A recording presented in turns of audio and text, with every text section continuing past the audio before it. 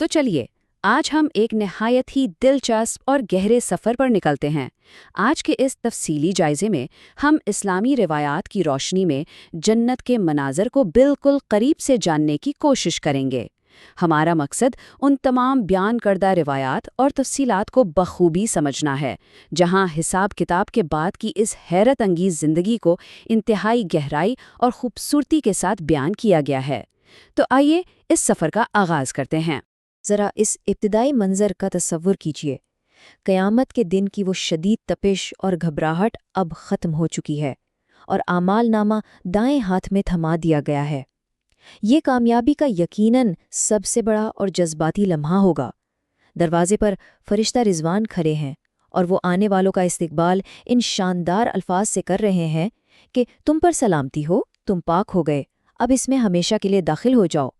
یہیں سے اصل میں آخرت کی اس ابدی زندگی کا آغاز ہوتا ہے۔ یہاں پہنچتے ہی ایک زبردست تبدیلی آتی ہے۔ دنیا میں انسان نے جو بھی تکالیف برداشت کی ہوتی ہیں، بھوک، پیاس، رونے دھونے کے لمحات یا راتوں کو جاگ کر کی گئی عبادتیں، یہ سب اچانک ایک ابدی سکون اور بے پناہ راحت میں بدل جائیں گی۔ روایت ہمیں بتاتی ہے کہ اندر قدم رکھتے ہی وہ ساری پچھلی محنت اور دکھ جا کر ایک ایسی لامحدود خوشی میں تبدیل ہو جائے گا جس کا دنیا میں تصور بھی ممکن نہیں۔ اب ذرا ان دروازوں کی وسعت کا اندازہ اس ہند سے 40 سے لگائیے۔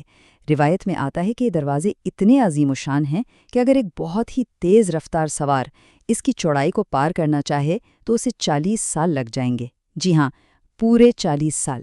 اور ایک اور خاص بات یہ ہے کہ یہ دروازہ سب سے پہلے صرف اس وقت کھلے گا جب نبی کریم اس کی زنجیر کو ہلائیں گے۔ یہ چیز اس لمحے کی عظمت کو اور بھی بڑھا دیتی ہے۔ لیکن مکمل طور پر داخل ہونے سے پہلے ایک اور نہایت اہم مرحلہ ہے، نہر حیات، یعنی زندگی کی نہر۔ یہاں آنے والے کو سب سے پہلے اس نہر کا پانی پینا اور پھر اس میں غسل کرنا ہوگا۔ اس کا نتیجہ ایک مکمل روحانی اور جسمانی پاکیزگی۔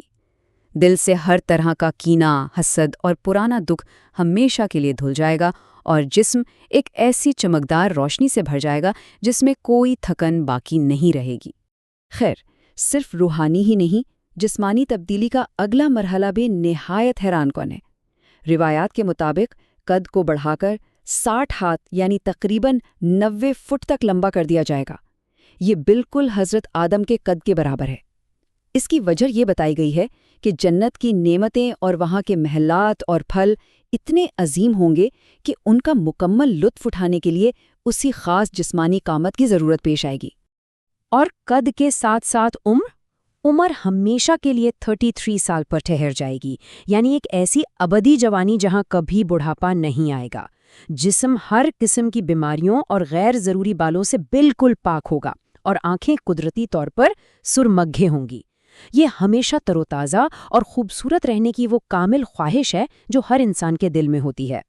داخلے کا بھی اپنا ایک منظم طریقہ ہے۔ یہاں 8 مخصوص دروازے ہیں اور ہر دروازہ کسی خاص دنیاوی عمل کی نمائندگی کرتا ہے۔ مثال کے طور پر روزہ داروں کے لیے باب الریان ہے اور نمازیوں کے لیے باب الصلاۃ۔ لوگ ان دروازوں سے یوں داخل ہوں گے جیسے سفید پرندوں کا کوئی خوبصورت غول اڑتا ہوا جا رہا ہو، اور اسی مقام پر انہیں حوض کوثر کا پانی پلایا جائے گا جس کے پیالے ستاروں جتنے ہوں گے اور پانی شہد سے بھی زیادہ میٹھا ہوگا۔ محلات، نہریں اور انعامات، آئیے ان تفصیلات پر نظر ڈالتے ہیں۔ یہاں کا تعمیراتی منظر دنگ کر دینے والا ہے۔ زمین عام مٹی کی نہیں بلکہ خالص زعفران کی ہے اور کنکریاں موتیوں کی ہیں۔ محلات سونے اور چاندی کی اینٹوں سے بنے ہیں اور ان اینٹوں کو جوڑنے کے لیے جو گارا استعمال ہوا ہے وہ کوئی عام چیز نہیں بلکہ خالص کستوری ہے۔ اس کے علاوہ 60 میل بلند خیمے ہیں جو ایک ہی بڑے کھوکھلے موتی سے تراشے گئے ہیں، اور موسم وہ ہمیشہ فجر اور طلوع آفتاب کے درمیانی وقت جیسا پرسکون رہے گا۔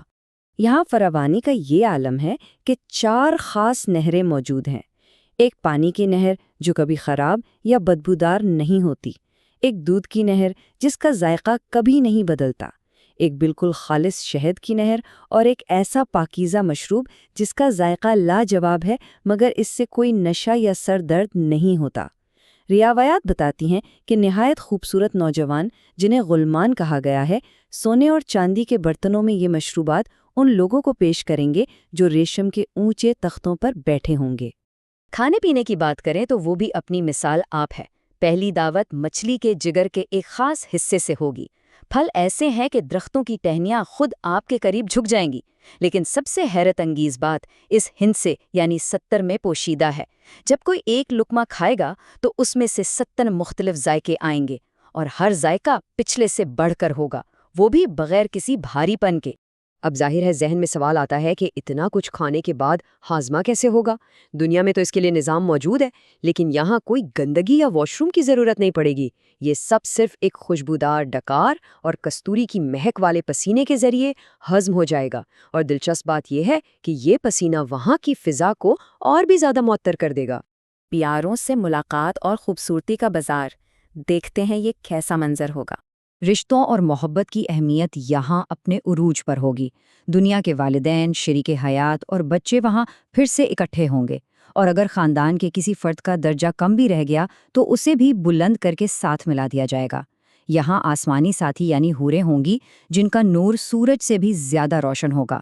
مگر سب سے خاص بات یہ ہے کہ دنیا میں ساتھ نبھانے والی بیویوں کو ان کی دنیاوی محنت اور نیکیوں کی بدولت ان حوروں پر ملکہ کا درجہ دیا جائے گا۔ یہاں ایک بہت ہی انوکھا تصور جمعہ کے بازار کا ملتا ہے۔ یہ کوئی عام خرید و فروخت کا بازار نہیں ہے، بلکہ یہاں ایک ایسی کستوری والی معطر ہوا چلے گی جو وہاں موجود لوگوں کی خوبصورتی میں بے پناہ اضافہ کر دے گی۔ پھر ایک شکلوں کا بازار بھی ہے جہاں انسان محض خواہش کرے گا اور اپنی پسند کی صورت اپنا لے گا۔ جب وہ واپس گھر جائیں گے تو ان کے گھر والے انہیں دیکھ کر حیران رہ جائیں گے کہ ان کا حسن پہلے سے کہیں زیادہ نکھر چکا ہے۔ ابدیت اور الوہیت، یہ سفر کا ایک نیا اور گہرا رخ ہے۔ انسان کا سب سے بڑا خوف کیا ہوتا ہے؟ موت، ہے نا؟ ان روایات کے مطابق اس خوف کا ہمیشہ کے لیے خاتمہ کر دیا جائے گا۔ موت کو ایک چٹکبرے مینڈھے یعنی ایک جانور کی شکل میں لا کر سب کے سامنے ذبح کر دیا جائے گا، اور اعلان ہوگا کہ اب صرف زندگی ہے، موت کبھی نہیں آئے گی۔ یہ منظر اس ڈر کو مکمل طور پر ختم کر دیتا ہے کہ یہ خوشیاں کبھی چھن جائیں گی۔ لیکن اس پورے سفر کا جو حتمی اور سب سے بڑا روحانی انعام ہے وہ ہر جمعے کو یوم مزید کے موقع پر ملے گا۔ لوگ ایک وسیع وادی میں نور، موتیوں اور کستوری کے ممبروں پر جمع ہوں گے۔ تب 70,000 نورانی پردے ہٹا دیے جائیں گے اور باشندے براہ راست خالق کے نور کا مشاہدہ کریں گے۔ رب کائنات اپنی ابدی رضامندی کا اعلان فرمائے گا کہ وہ اب کبھی ناراض نہیں ہوگا۔ یقین جانیے یہ اس ابدی زندگی کا سب سے بڑا عروج ہے۔ سب سے آخر میں داخل ہونے والا شخص، یہ قصہ خاص طور پر قابل غور ہے۔ یہ واقعہ تھوڑی سی مسکراہٹ بھی لاتا ہے اور رحمت کے پیمانے کو بھی واضح کرتا ہے۔ وہ شخص جو سب سے آخر میں آگ سے جھلس کر باہر آتا ہے، وہ ایک درخت کا سایہ مانگتا ہے اور بار بار وعدہ کرتا ہے کہ اب مزید کچھ نہیں مانگوں گا، لیکن اس کا دل نہیں مانتا۔ جب وہ دروازے تک پہنچتا ہے اور اندر کی آوازیں سن کر سمجھتا ہے کہ اب تو اندر کوئی جگہ ہی نہیں بچی، تو اسے ایک ایسی سلطنت عطا کی جاتی ہے جو پوری کرۂ ارض سے 10 گنا بڑی ہوتی ہے۔ وہ شخص خوشی اور حیرت سے دنگ رہ جاتا ہے۔ فردوس کا راستہ، سب سے بلند مقام۔ جنت الفردوس یہ سب سے اعلیٰ مقام ہے جس کی چھت خود اللہ کا عرش بن جاتا ہے۔ یہیں طوبہ نامی وہ درخت ہے جس کا سایہ پار کرنے میں 100 سال لگ جائیں۔ لیکن غور کرنے کی بات یہ ہے کہ یہاں انسانی ہمدردی کو کیا مقام دیا گیا ہے۔ ان والدین کے لیے بیت الحمد ہے جنہوں نے صدموں میں صبر کیا، اور یتیموں کی کفالت کرنے والوں کا خاص مقام ہے۔ یہاں تک کہ وفادار اور مکرم جانور جیسے اصحاب کہف کا کتا اور نبی کی اونٹنی قصوہ بھی ان انعامات کا حصہ ہوں گے۔ تو اس ساری گفتگو کے بعد ذہن میں بس یہ ایک سوال ضرور ابھرتا ہے، اگر اس شخص کو جو سب سے آخر میں جنت میں داخل ہوتا ہے اس پوری دنیا سے 10 گنا بڑی سلطنت مل رہی ہے، تو ذرا سوچئے ان لوگوں کے لیے کیا کچھ ناقابل تصور عجائبات منتظر ہوں گے جو سب سے پہلے اور اعلیٰ درجے کے ساتھ اس عظیم مقام پر قدم رکھیں گے۔ یہ یقیناً عقل کو دنگ کر دینے والا تصور ہے جو ہمیں ان روایات کی وسعت اور گہرائی کا احساس دلاتا ہے۔